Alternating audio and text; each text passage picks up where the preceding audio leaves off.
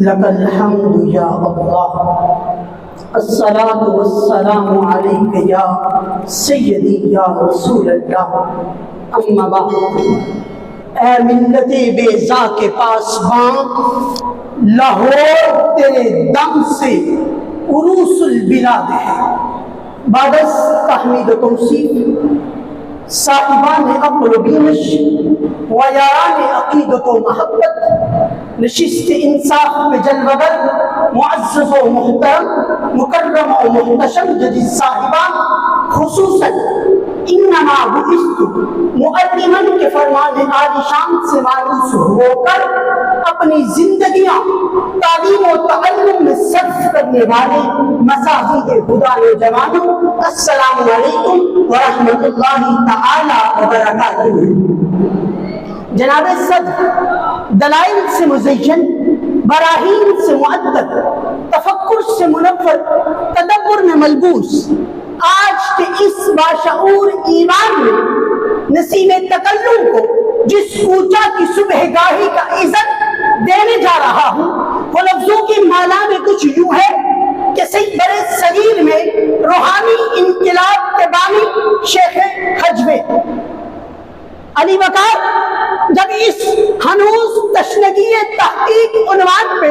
لکھنے بیٹھا تو میری نگاہ آج سے سینکڑوں برس قبل بڑی صغیر کی تاریخ پہ پڑتی ہے تو کیا دیکھتا ہوں کہ اہل بڑے صغیر فاقد السمع والبصر ہیں۔ اہل بڑے صغیر ختم اللہ علی قلوبہم وعلی سمعہم وعلی ابصارہم کی عملی تفسیر دکھائی دیتے ہیں۔ یہاں کے باشندے اولئک کالانعام بل ہم اضل کی مصداق اکمل دکھائی دیتے ہیں۔ کبھی فارات کی چوٹیوں سے طلوع ہونے والے آفتاب نبوت کے نور سے منور ہو کر ایک مرد خدا درویش کامل نعمت خدا بن کر جلوگر ہوتا ہے اور بڑے صغیر میں پھیلی تاریکیوں ظلمت کو نور ہدایت میں بدل دیتا ہے۔ ہاں علی وقار اس نعمت خدا نے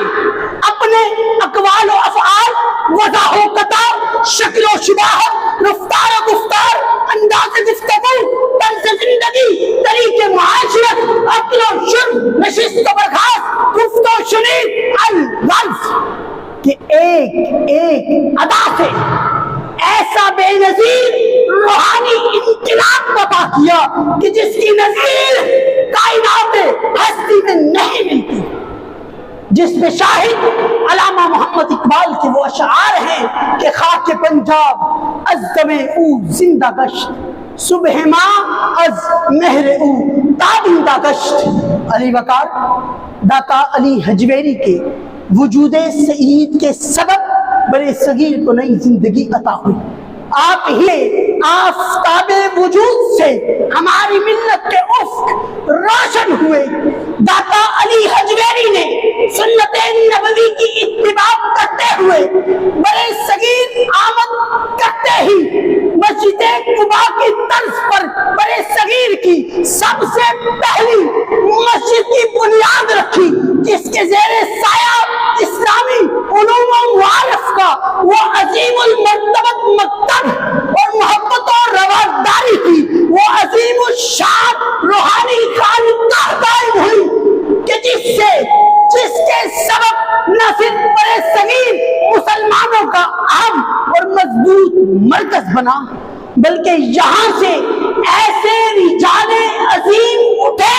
کہ جنہوں نے بڑے صغیر کو سیراب کر دیا، فیضیاب کر دیا۔ یہاں سے اسلامی تہذیب و تمدن کے ایسے چشمے پھوٹے کہ جنہوں نے دنیا کو سیراب کر دیا، جس پہ شاہد 90 لاکھ کو کلمہ پڑھانے والے معین الدین چشتی اجمیری کے وہ الوداعی اشعار ہیں کہ گنج بخشے فیض عالم مظہر نور خدا ناکسارا پیر کامل کاملارا رہنما۔ علا بنائی دلائل میں یہ کہہ سکتا ہوں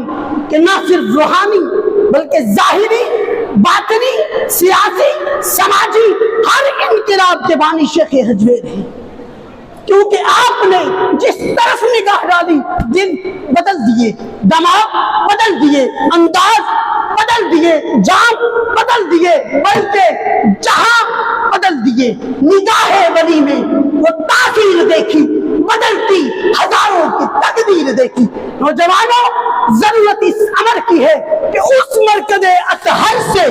کہ جس کے بارے میں شاعر مشرق نے کہا تھا کہ مرکز پیر سنجر راہرم سے فیض یاب ہو کر وہ شباب فی اطاعت اللہ کے پیکر بن جاؤ، تب جا کر تحت الصراط کی گہرائیوں سے نکل کر بام سریا کی بلندیوں کو چھو سکتے ہو۔ سید حجویر مخدوم امم، مرکز